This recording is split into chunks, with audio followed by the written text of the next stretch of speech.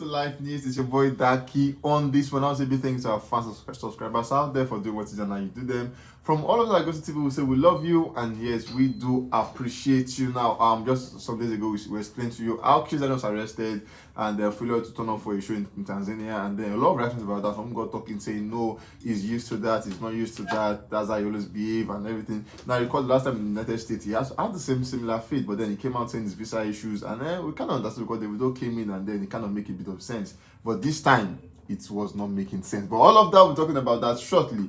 Let's begin with the main boy himself, Kizz Daniel. Now, we saw Kizz Daniel coming out to tell us about what happened after he lost his son, and then told us he couldn't do a song for a year because that was so emotional for him, and then it was a difficult moment for him at that point of his life. Now, we saw this week, we saw Kizz Daniel arresting or seizing the boss of a laundry service who he gave a contract to wash his clothes. And again, he said the clothes was worth about 14 million naira. And then he said this guy's damaged the clothes. And then they brought the clothes in the van to deliver it back to him. And then he saw the clothes damaged, and then he seized the van or the truck. And then so the owner of the laundry service contacted the police, and they called him for investigation. And yeah, I think that was a bit sorted out and everything because we've not heard anything about this end.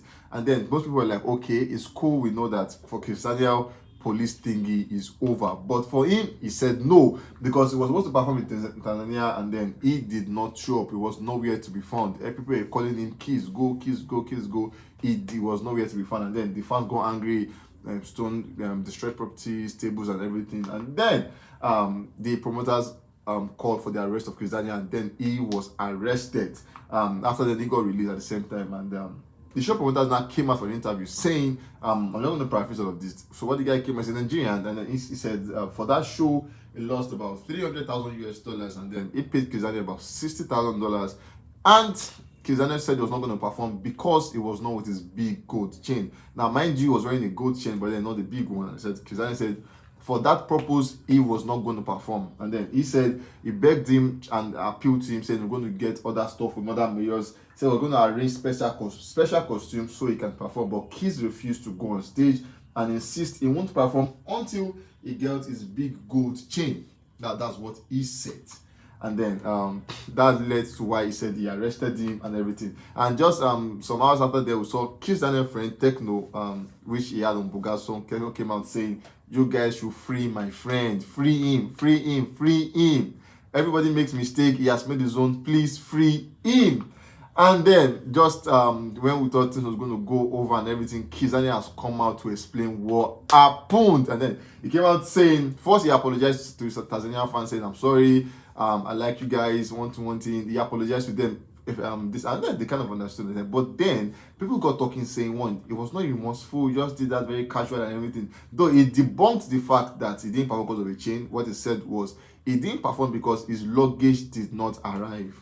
But the promoter said a chain, but he said not chain, but then my luggage did not arrive. That is why I did not perform. Now I'm going to read this. He said in a press conference following a chaotic weekend, Kizz Daniel apologized for failing to show up to his event in Tanzania. According to the Bugastar, it was never his intention to disappoint his fans. Kizz Daniel admitted it was wrong not to show up for his performance, but he had no choice because his bags were left behind in Nairobi. Now, Kizz Daniel stated that all his equipment, costumes, and other things were forgotten. His teams were waiting at the airport to rectify the issue and send his luggage in when the show promoters called the police. He apologized to Tanzania for disappointing them and promised to give them a free show this Friday. So, according to him, he's saying while the police came to pick him up, they were still trying to fix all of that up. So he wanted to also perform, but then the promoters just didn't, because they came in while they were still making things work. So he's saying, I'm sorry, but guess what? Friday, I'm giving you guys a free show. Guys, do you think that was enough for an apology, or you think you should have done more? But yeah, he has done that. And then there was the video, there was like the press conference he had. Then people got talking. Someone is saying the clothes have arrived. That's all I heard. Someone is saying, I hope he's sincere. God help him. Now, a lot of restaurants, someone is saying, life no art pass like this. Kizz Daniel apologizes to Tanzanian fans for not showing up. Very simple, no art life. And that person is saying, Kizz Daniel has apologized. Okay, so the only acceptable apology is a changed behavior. Kizz Daniel and other Nigerian musicians who waste people time for nothing need to change ASAP, or we start changing it for them. Keep people who paid for your show waiting doesn't make you any more important than anybody else. Now, for what Kizz has done, he has dragged all artists into it. And the person is saying for all Nigerian artists.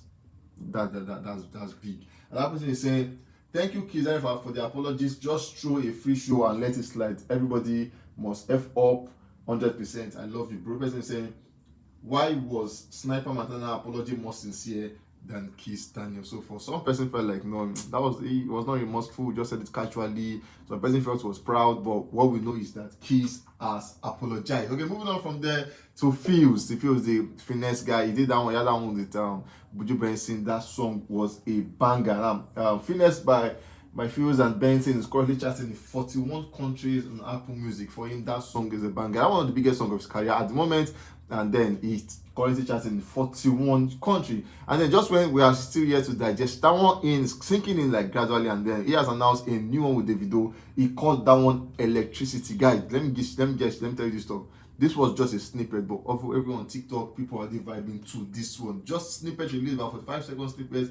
Everybody is already vibing to this one because from the snippet alone, it's looking like a vibe, and then we all want to get jamming on that one. And now we also announced that back to that one we realized that the Finesse one, I'm having a remix with French Montana. Now Montana actually had this saying, I do it out of love, pay me back with loyalty. Pheelz Finesse official remix coming soon. So what we are sure of is the fact that Pheelz and French Montana have something coming very, very, very soon with Finesse remix, and then we all can't wait for Montana to jump on this one. For Finesse, is a good jam. Having a Montana on it, trust me, it's going to sync well and going to do Pheelz good numbers at the same time.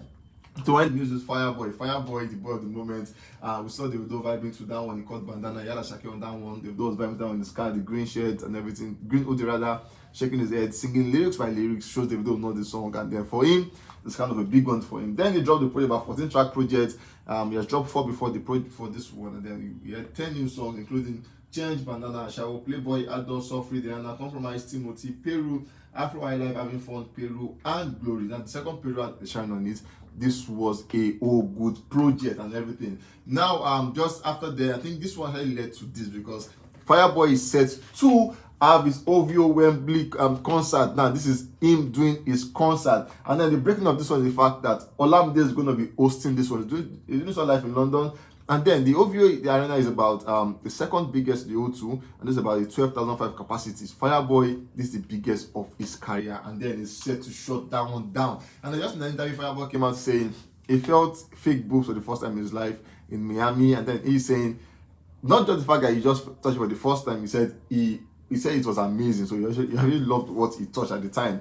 And then just to add that the one has come out saying, on the interview, came out saying, I love to work with some big artists. He has worked with Chris Brown, he has worked with Ed Sheeran, but he's saying he still wants to work with one big international artist. And who is this guy? Speaking in an interview with British media personality Zeze Mills, the international singer-songwriter made it known that he would love to jump on a song with J. Oz, a rapper whom he holds in high regard.